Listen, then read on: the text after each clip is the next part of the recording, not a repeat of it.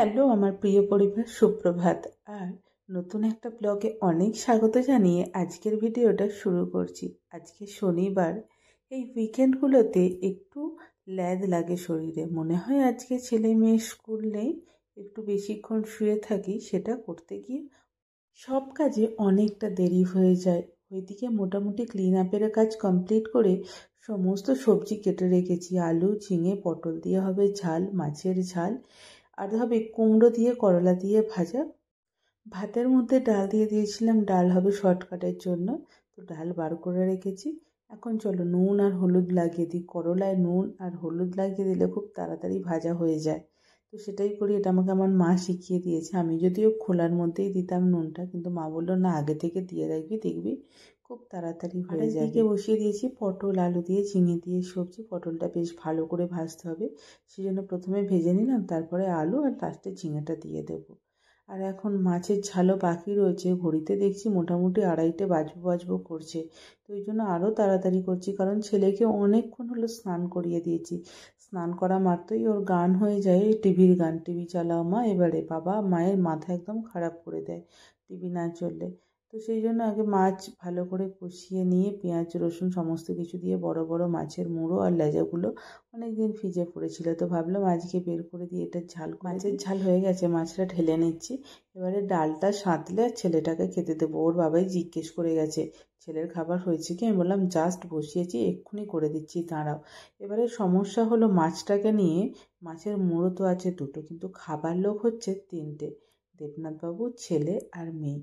3জনেই খুব মুড়ো ভালোবাসে। ছেলে হাত দিয়ে দেখাচ্ছে, বাবা আমাকে এই মুড়োটা দাও। ছেলেকে খেতে দিয়ে স্নান করে চলে গেছে একদম ঠাকুর ঘরে পুজো করতে।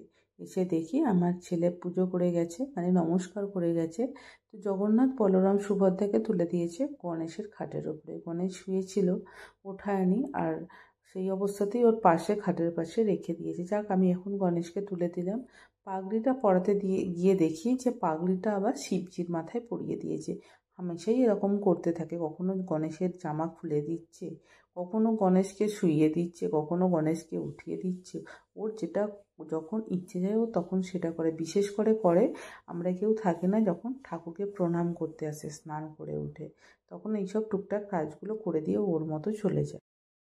ঠাকুর পুজো করতে মাঝে মাঝে এত দেরি হয়ে যায়, নিজেরই খুব খারাপ লাগে যে আমি সব কিছু করে ফেলছি, ঠাকুরকে সেবা দেওয়া হয়নি এখনও। খুব হানটান করতে থাকি। যাই হোক, বিশেষ করে এই শনি রবিবারটাই আমার এই সমস্যাটা হয়।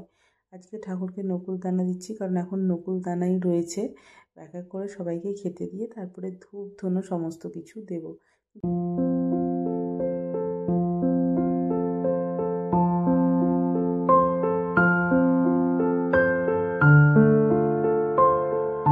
কাপ ধূপগুলো তো রয়েইছে, কিন্তু কাপ ধূপগুলোয় ধুনো দিলে না অনেক ধোঁয়া হয়, গোটা ঘরেও কালো হয়ে যাওয়ার সমস্যা। সেই জন্যই সুগন্ধি ধূপগুলো এনেছি। এটা ইটসেলফ ধুনোই, মানে এটা ধুনো দিলেই ধুনো গন্ধ ছাড়বে। ধুনোর মধ্যে একটা অন্যরকম গন্ধ, কিন্তু এইগুলোর মধ্যে একদম প্রপার ধুনোরই গন্ধ ছাড়ে। আর কাপ ধূপের মধ্যে আমি তো অনেক করে ধুনো দিয়ে দিই, কারণ আমার ধুনো দিতে খুব ভালো লাগে, আর ধুনোর গন্ধও খুব ভালো লাগে। তো এই ধুনোটার মধ্যে আবার একটুখানি ছোট্ট একটা ধুনোর টুকরো দিয়ে দিলাম, যাতে করে আরও সুন্দর গন্ধটা ছাড়ে।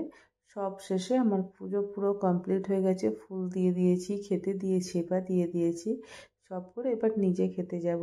তো আমার মা লক্ষ্মীকে সুন্দর করে কানের সামনে একটা গোলাপ দিয়ে দিয়েছি, শিবজিকে দিয়েছি, গণেশকে একটা গাঁদা, এই সব সমস্ত কিছু করে এখন চলে যাই ঠাকুর ঘর থেকে বেরোই গণেশকে শয়ন দিয়ে।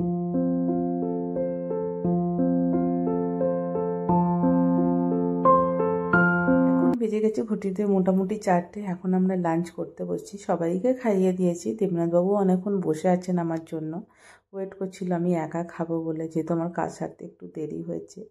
আমরা এদিকে খাচ্ছি, আর আমার গুন্ডাকে দেখো, তার তো একটাই নেশা, সবসময় ধ্যান জ্ঞান সমস্ত কিছু তার গাড়ি। এই এরোপ্লেনটা আবার কতদিন মোমো খেয়ে নিচ্ছে গো। এই উজ্জ্বল মোমো খাবি তো? যে বাবা মোমো নিয়ে চলে এলো, ওই দেখো না গো, শুনে ধপা ধপা করে উঠে পড়ছে যে। দিদি যে সব মোমোজ খেয়ে নিল গো। হ্যাঁ, কি হলো? সব মোমোজ গুলো দিদি খেয়ে নিয়েছে, সব মোমোজ দিদি খেয়ে নিয়েছে। কিছু খুঁজে পাইনি। সারা দুপুর না ঘুমিয়ে কাজটি করেছিস? একা করেছিস নাকি? কিন্তু আবার লাগে কি করে? কিন্তু একা করেছে রে এইটা। খেও না বাবা তুমি এখন। দেখি মা গো, হ্যাঁ গো, এরকম করলে যে ঠুনটা ভালো হবে না গো। খুব সুন্দর হয়েছে। আর সিম কাঠিগুলো কাটতে হয়েছে না, এরকমই কিনে এনেছি। ও আচ্ছা এই যে আমাদের দুই রানী সারা দুপুর ঘুমোয়নি, এইসব কাজকর্ম করেছে। তো দুধটা আজকে ভেতরে ঢোকাতে মানে ফ্রিজের মধ্যে রাখতে ভুলে গিয়েছিলাম, সেই জন্য দুধটা আবার একবার ঝাল দিয়ে দিচ্ছি। আর দেবনাথবাবু যেহেতু আজকে বললেই মোমো আনবে, তো ছেলে মেয়ে তো ভীষণ এক্সাইটেড, কারণ মোমো খেতে খুব ভালোবাসে।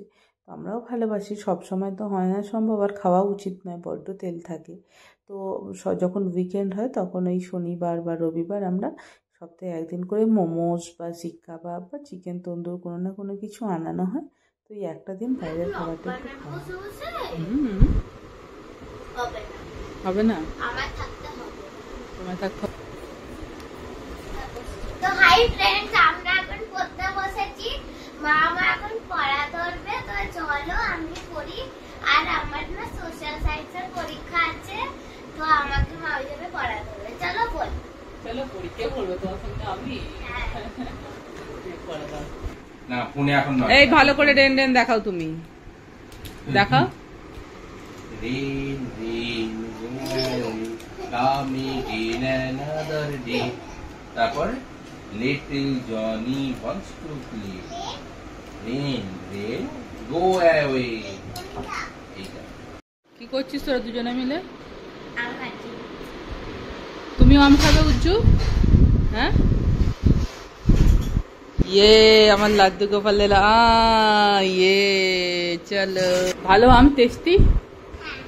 পুরো সপ্তাহ আমি বাজার এই শনিবার দিন করে ফেলি, কারণ আমাদের এখানে শনিবার একটা মার্কেট বসে, সেখানে সমস্ত কিছু সবজি একসঙ্গে খুব ভালো ভালো পাওয়া যায়।